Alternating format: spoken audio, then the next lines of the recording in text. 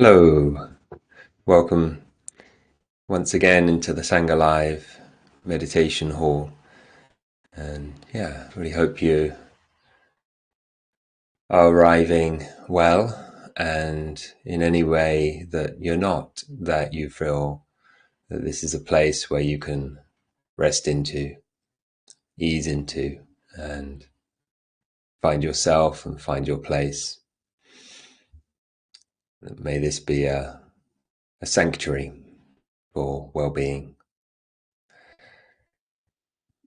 And real appreciation to everyone who's shared their hellos and good mornings and bonjours and boredas and everything that's coming from each of us in a way of making this that kind of a place that we'd like to tune into, spend time in, be well with.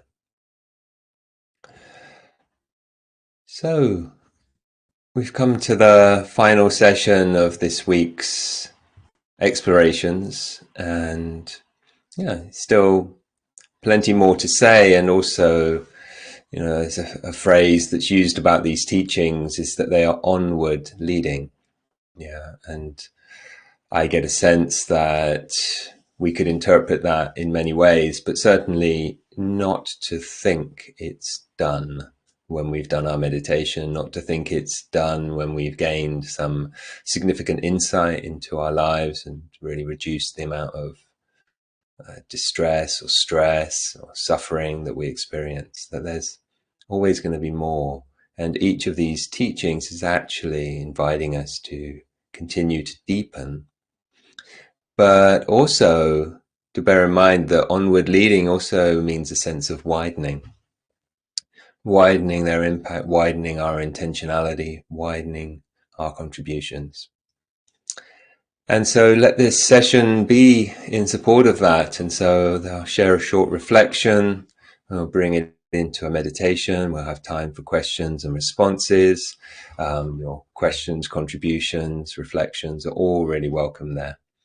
And yeah, we'll see what we can explore. If you do have a question, it's helpful if you write it in the chat with capital letters, the word question, and then that kind of helps it to stand out. So, yeah, easing, softening, opening into the body space, finding what we find here, being as we are here.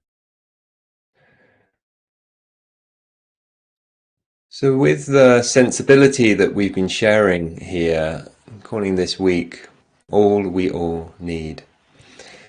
And also bringing in a concept that some of us may like and others will just,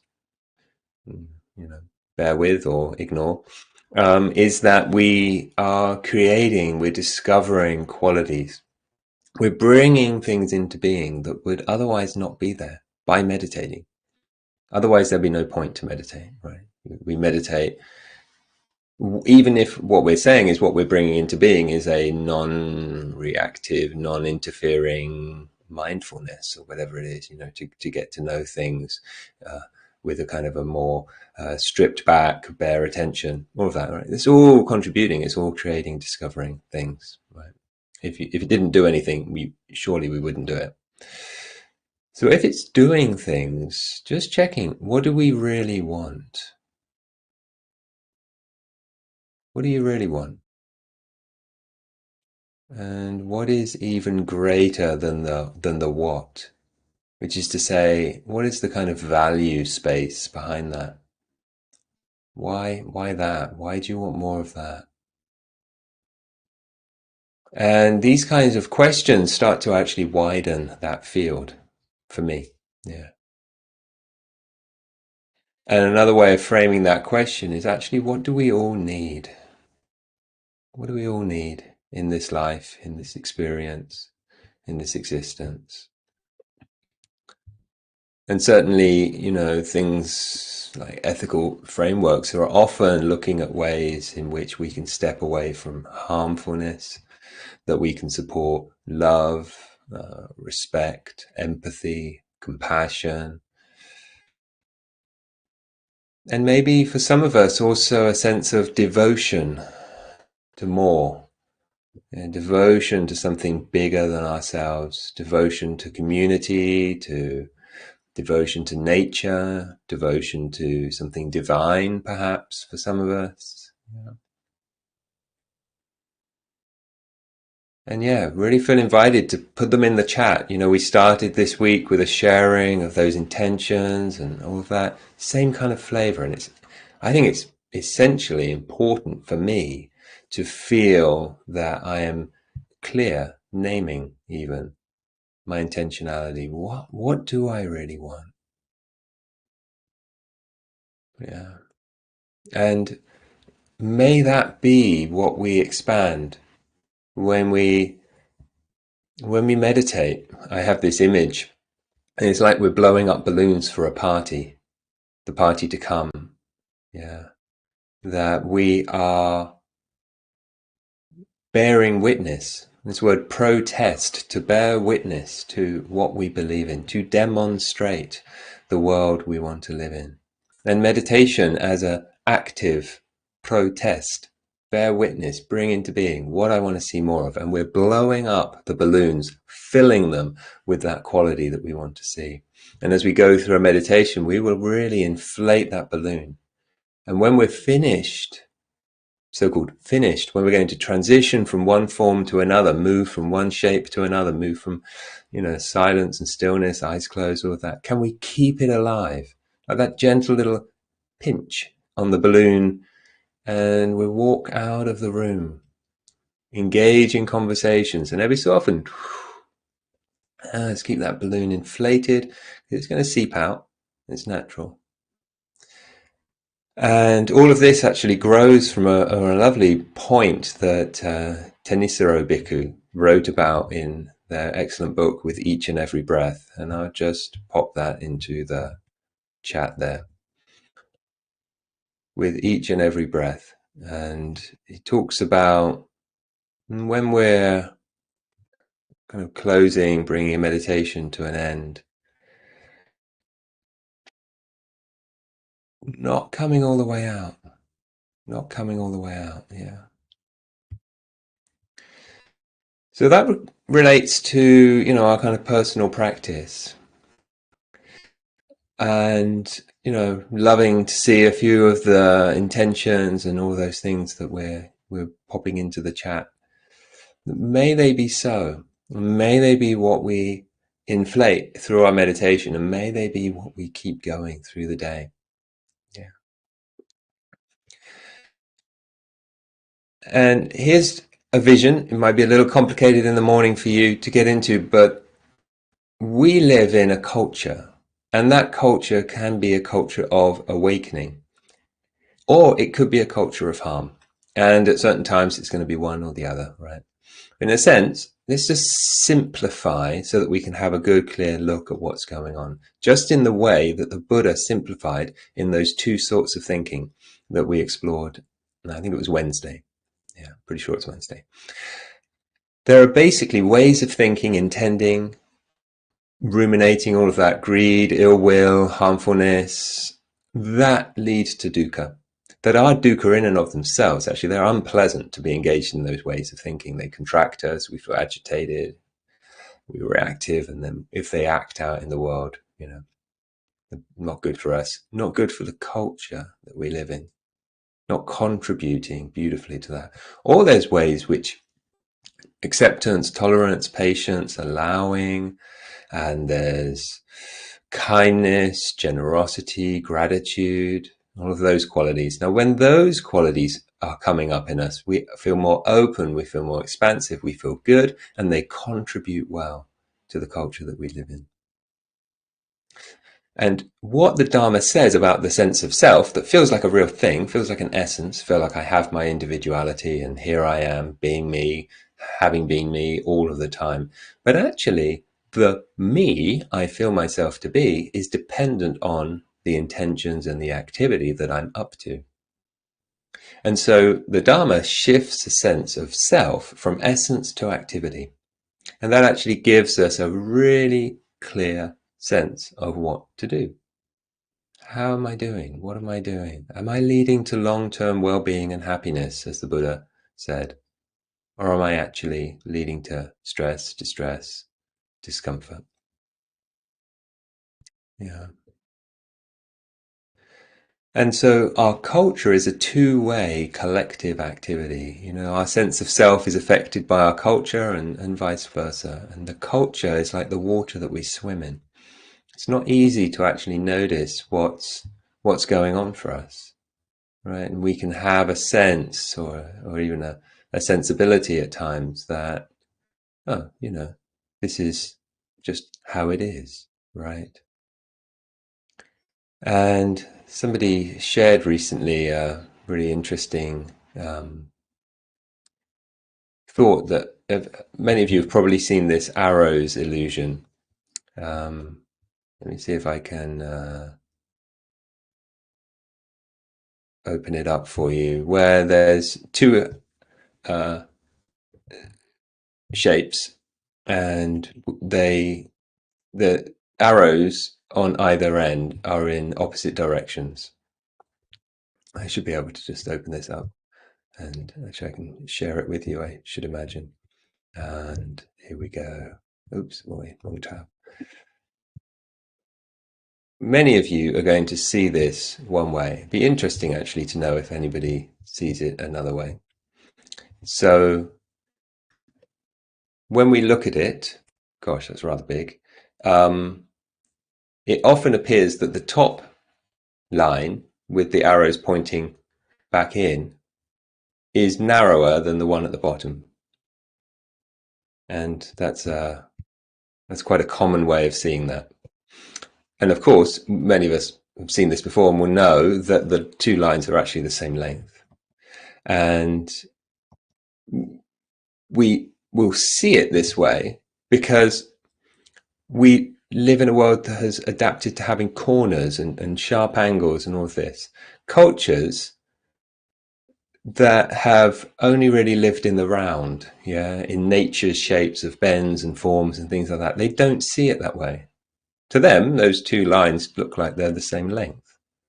And I thought that's really interesting. And so, our culture is like that. It's like the water that we swim in, and we've made so many assumptions and presumptions, particularly from the perspective of what was being shared in what I was listening to, and how we have thought about what human psychology is. Yeah. And they went on and they were actually explaining from that point, not like that's interesting in and of itself, but actually how our sense of self is affected by, kind of like taken for granted sense of individualism. And then how that affects how we act. Like what we imagine a good member of society means. And because of our individual sensibility of sense of self, is that I should be independent. I shouldn't be in need of others. And we can see what an impact that has if that's the message that we receive and that's the message that everybody's giving out. And we say, yeah, that's just how it is. Rather than seeing ourselves as a node in the network who adapts and changes according to the needs of the tribe or the greater whole or of nature, I'm this static, reliable, you can know me by my characteristics, which has a real beauty to it, but it actually means that we're not as adaptive, changeable, responsive. And so there's this interplay and just understanding. It's like, there's always more possibilities here. Always more possibilities.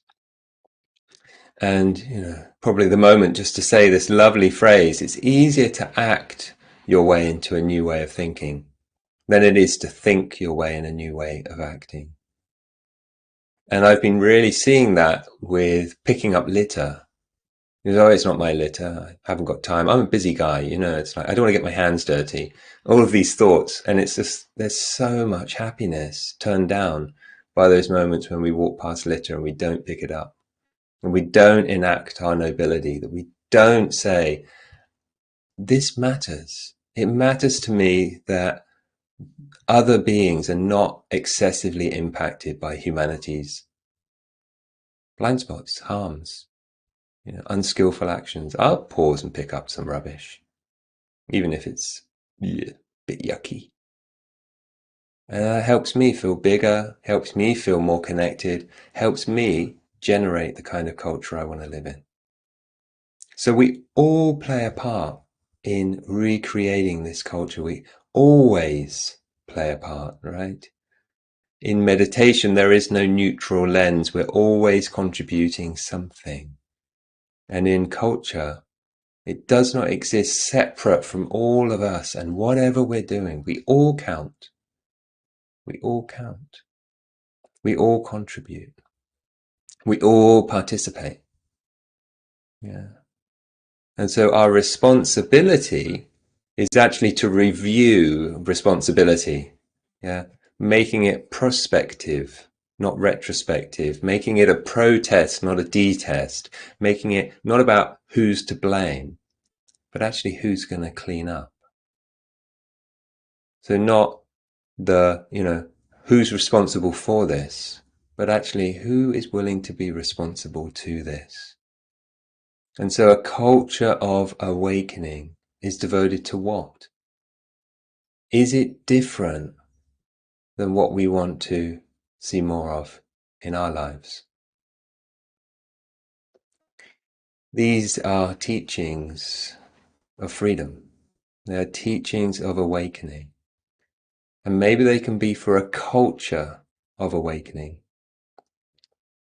And the Buddha would say, hatred is not ceased by hatred, but by non-hatred alone is hatred ceased.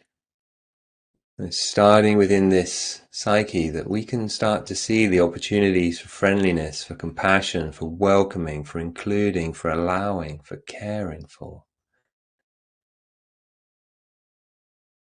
And for equanimity, non-interference, spaciousness that isn't cold, isn't indifference, but not trying to control everything. Or we put it into the more positive language, like as Martin Luther King would share, that hatred is dispelled by love and darkness is dispelled by light. Whatever means the most to us. Because we do care. And of course, sometimes we don't allow ourselves to show it. Part of that is protecting. Part of that is actually having a low sense of our capacity to contribute. Whereas the Dalai Lama beautifully put it,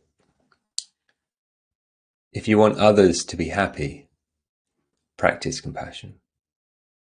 But if you want to be happy, practice compassion. And compassion is love meeting suffering. It's awakening meeting dukkha, stress, distress, isolation, reactivity. It feels good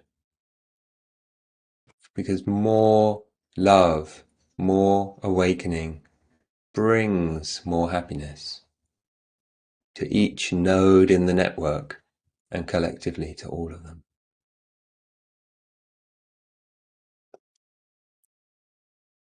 So in a moment we'll bring this into our last meditation of the week, but I just want to mention we also participate in making this a wonderful place to come to.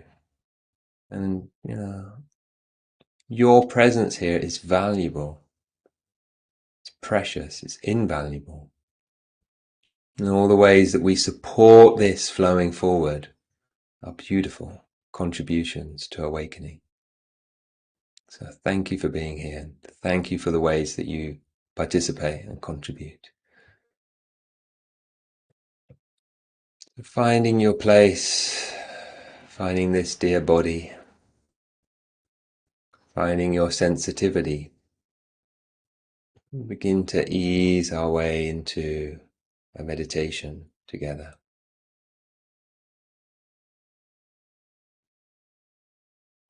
Bringing the attention into this body, into this breath, or if you prefer, into the sounds. May we listen to life inner, outer, both, with a sense of welcoming, allowing what is here to be here.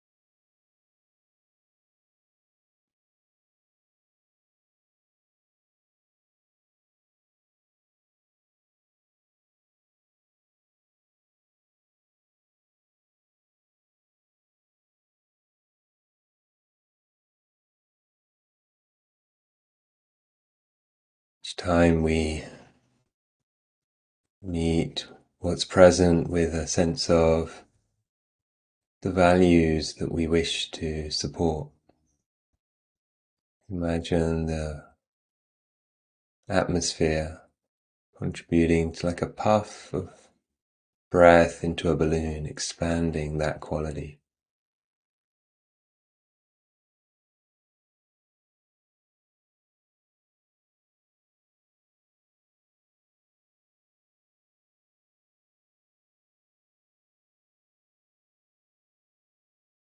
Leading with kindness, with peace, whatever it is you wish to contribute.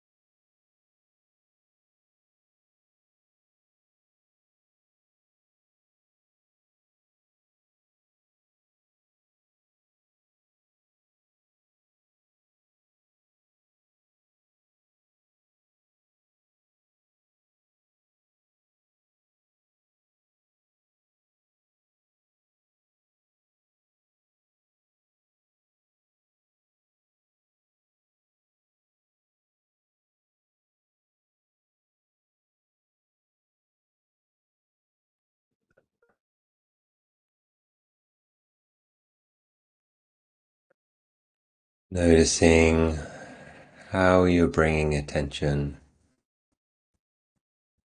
If there was thinking, what was it contributing towards? Is it building bridges between beings? Or was it supporting more isolation? Not judging, just being able to be discerning. And if it doesn't contribute to what you wish, can we upgrade, transcend, let go, not recreate patterns that don't serve us?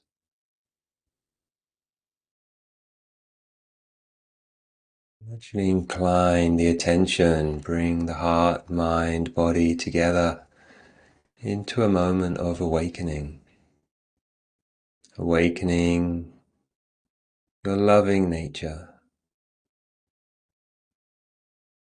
your beautiful potential, your creativity. May what's here be met with the tenderness and the expansiveness of what you wish to see.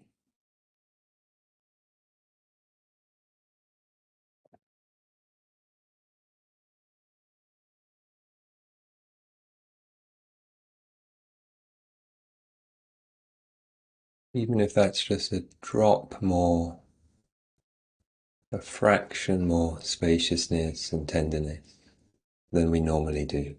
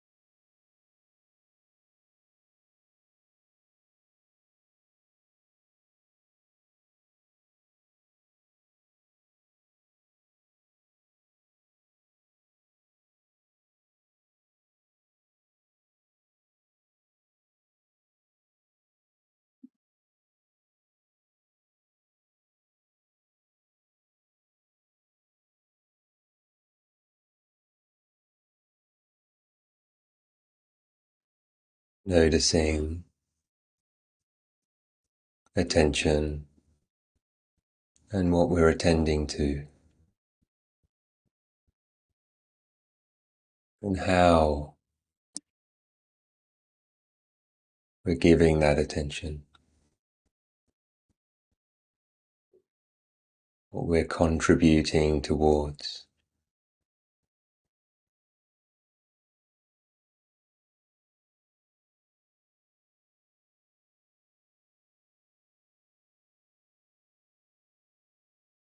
Allowing this sense of self to only be the activity that it is participating in.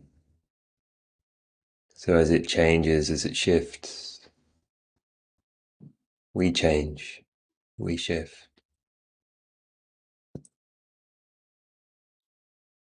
Likewise, this wider culture is just made up of beings and their activities. And this is our contribution, practicing for more than our own sense, our own goodness.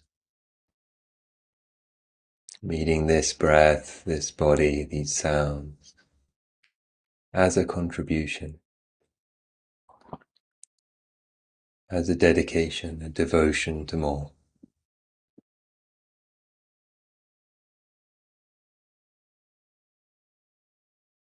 Beginning, if you will, with a sense of compassion to all the aches and pains in this body. May you be cared for, allowed, not rejected.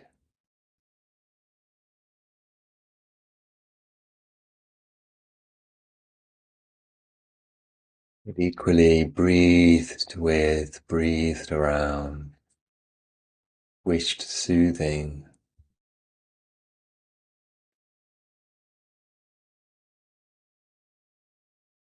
while also allowed to express.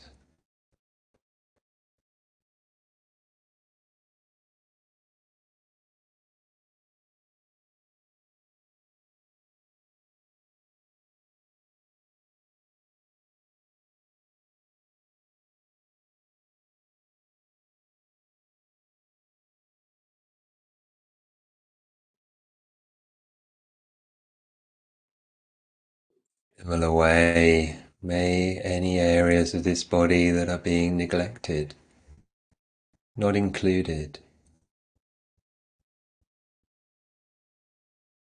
internal, external sensations we're not bringing into being. Maybe they're quieter, like the insides of the upper arms, inside of the wrists. Just exploring the body, inviting into the party of attention as we inflate the balloons of kindness and care. And also any pleasant areas that feel okay, nice. Gathering this whole body into the gathering of well-being.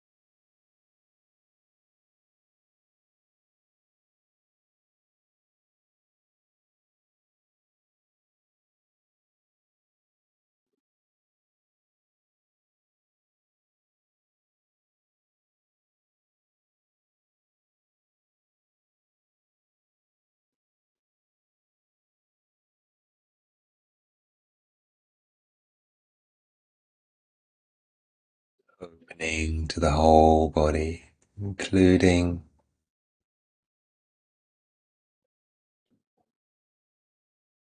likewise opening to the whole field of sounds, all the life that is going on around us. Can that also be cared for, allowed,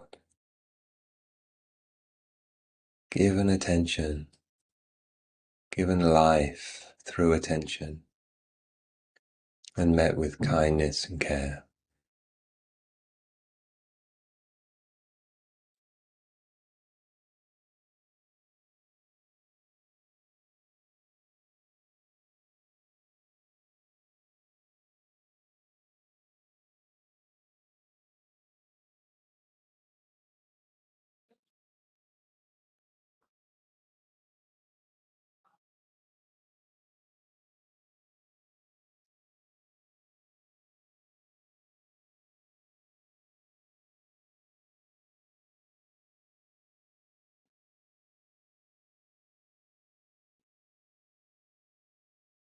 So opening to the aromas and flavors coming through the nose and the tongue.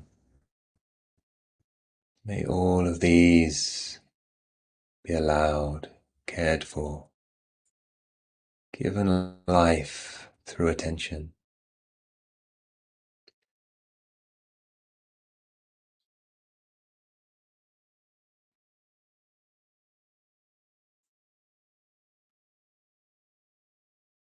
So any lights and colors and shapes coming through the visual domain.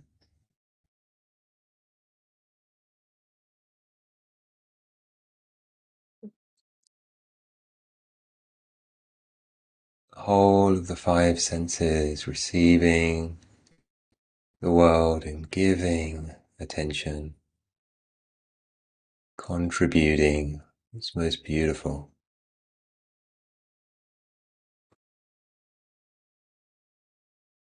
Including the thoughts and ideas that flow through, that are occurring to this being and disappearing.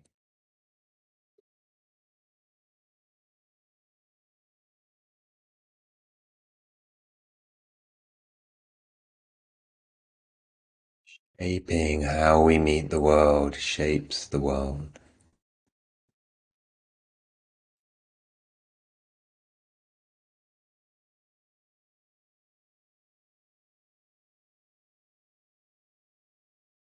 May our practice together be for the benefit of awakening, and may it serve all beings, beings we know of in need, in challenge, through their health, through circumstance, through the inequalities and harms that exist in our culture that has not yet awakened from harmfulness. May this practice be for your benefit in this moment and through the way we live.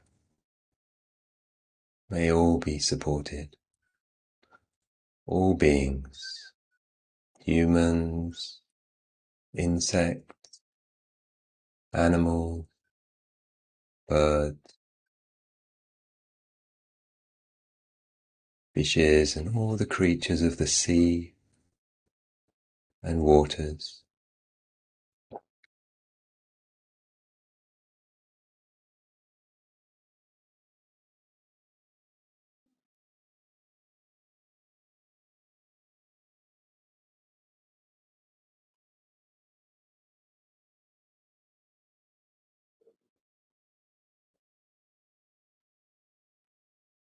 May all beings, including ourselves, live in peace.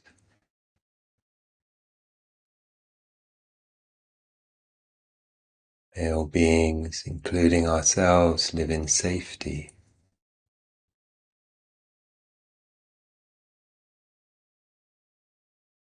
May all beings everywhere, including ourselves, be well, deeply well.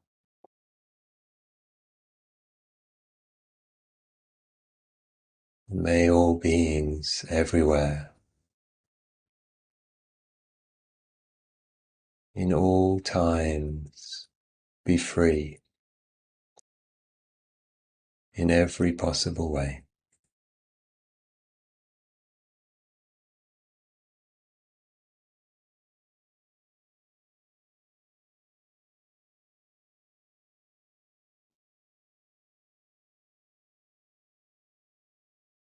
Whatever you've filled your balloon with, what you're devoted to, what you're aligned with, keeping that inflated. A metaphorical gentle pinch on the mouth to not let all of this just flow out as we begin to transition, to shift the posture and what senses are receiving as we open the eyes.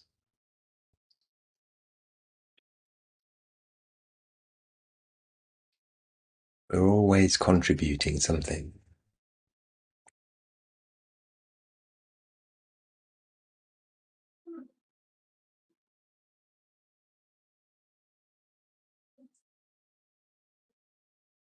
So thank you for this practice together and for giving me the chance to share my ideas around what meditation is, what it's able to do, and what we can use it for. And yeah, and thank you for being here and supporting Sangha Live with your presence, with your participation, with your engagement through the chat and with each other and through the Connect forums. And of course, also through the support of the donations that you give, which equally support me as well, or additionally support me. And, may this continue. And just put the link into the chat here that you can access it. But it's quite easy to find around the site. And if you make a contribution by the end of Friday, the 16th of June, 2023, then a portion of that will come to me. After that date, it will go all to Sangha Live. So I would also like to actually just let you know about something else that happens, and it's coming up on this Sunday. And it'll also give you a chance to see my website, which is dependentorigination.org. And, dependent origination is the teachings of how things come into being and dissolve out of being. So very central to what we've been exploring. And if you're interested in that, there's lots of words on my website I share with Zohar. And you can also find more of the teaching platform. But what I wanted to share there is about the Shaping the World drop-in group, which is something quite different. I don't know of anywhere else where this is happening, where we're really trying to dissolve hierarchies. Some people would speak about, teachers and students and such, and we kind of use that language. I use that language only insofar as it's helpful. We're actually Kalyana Mitras. We are fellow friends on this path, supporters of each other. And there's so much wisdom in the collective. I'm a strong believer in Thich Nhat Hanh's point that the next Buddha is a Sangha, most likely, and, awakening together. So shaping the world seemed like a really lovely way of phrasing what we're doing. As we meditate, we shape the internal world in which the apparent external appears. Yeah.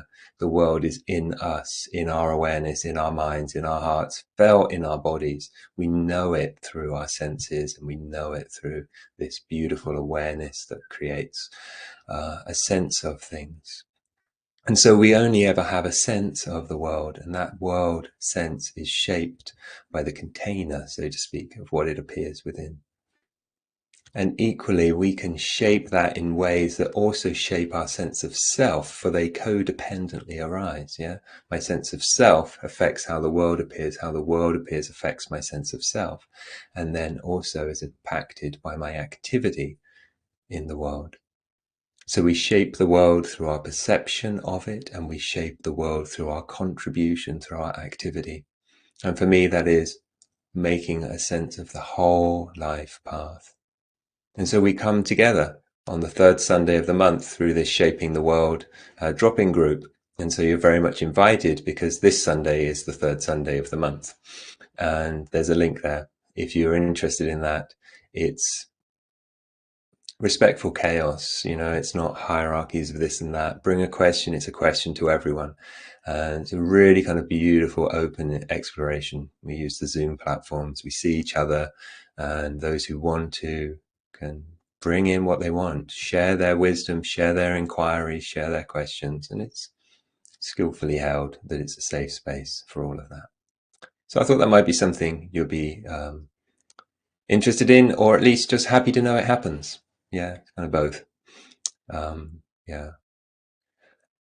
So, yeah, are there any questions, reflections around this idea that, meditation is actually a contribution to the culture of awakening? It's something that really opened my heart and mind to the potential of our practice when I saw it that way, conceived of it that way. Yeah, so may it support you. May these teachings support you, and in that sense of onward leading, may it be this sense that we are supporting, developing, creating the culture that we wish to live in, and also, we are supporting ourselves to be who we feel we most wish to be. Yeah, so Natalie has a question here and picked up on what I think is a very important point here. During the meditation, you said the self is only the action it participates in. Could you explain this? So in the Dharma teachings, the Buddha spoke about there being three characteristics to things. And one of those characteristics is the transience of things. The second characteristics is that things being transient and changing can't bring a lasting sense of satisfaction, right? And yet we kind of look to things, to roles, to places, all of that to bring us lasting satisfaction, but they can't do that. The third characteristic is that no thing is a self within itself. No thing is a self from its own side. No thing is a completeness. The ideas around individuality and individuation, all that kind of thing, actually kind of collapse once you actually start to see that they are all parts of different wholes. And so we could take the example of this body. Yeah, this body is not the same as its parts. It's not able to be defined separate from its parts. And that sense of self, of body, and that sense of body belonging to self, which is the same movement of concepts, is, to say this self has a body, a heart, a mind, an awareness, attention, a thing, a consciousness, all this kind of thing. And if any of those changed, then if the self depended on them and they changed, then the self wouldn't be the same self. And if it were not able to change, then how does it actually relate to this constantly changing thing? Which is to say, there's no way of conceiving of a sense of self that actually makes sense to the self that's having that conception of a sense of self. So the sense of self is a thing that we have a sense of. Just as a sense of time is a thing we only ever have a sense of, sense of awareness is only a thing we ever have a sense of. You don't get to know those things. because you would have to be outside of those things. And if you were outside of time, there'd be no time to know that thing. If you were outside of awareness, there'd be no awareness by which to know that awareness. And if you're outside of the self, there'll be no self there by which to know this self. Okay, a little bit complicated. But then what we find is that we change. We change. Our sense of self changes according to what we're up to. Yeah. We get defined by actually our activities, our preferences, our activities. Yeah. They are activities. What we do. You know, I like to do this. I don't like to do that. I do this. And that reinforces and reframes our sense of who we feel we are. And as far as it goes, the Buddha never said there is no self or there is a self. But what he actually said is pay attention to how you act in the world, because that impacts how you feel and it impacts how you create your potential for further awakening. So what we are is, in a sense, what we do. And in that sense, you won't find a self separate from the activity in which it is participating in. And the same thing is true of our culture, and that might be an easier way to look at it. Our culture is not made up of anything other than the activity that it pursues. And the self and the culture have that in common. So, short, brief, complicated, but, quite conclusive answer. And I hope it contributes. And if it's still a question, that would be a lovely question to bring to somewhere like Shaping the World. The drop-in session I mentioned earlier.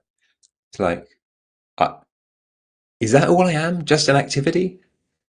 That doesn't feel enough. What do other people think? And we can open out and explore those kinds of things. All right, so we've reached our moment in time, and we will start to drift outwards, hopefully with balloons kept inflated with what it is we want to support, what it is we want to contribute. And once again, thank you for your contributions to this week, and blessings to your practice. And look forward to seeing you again sometime.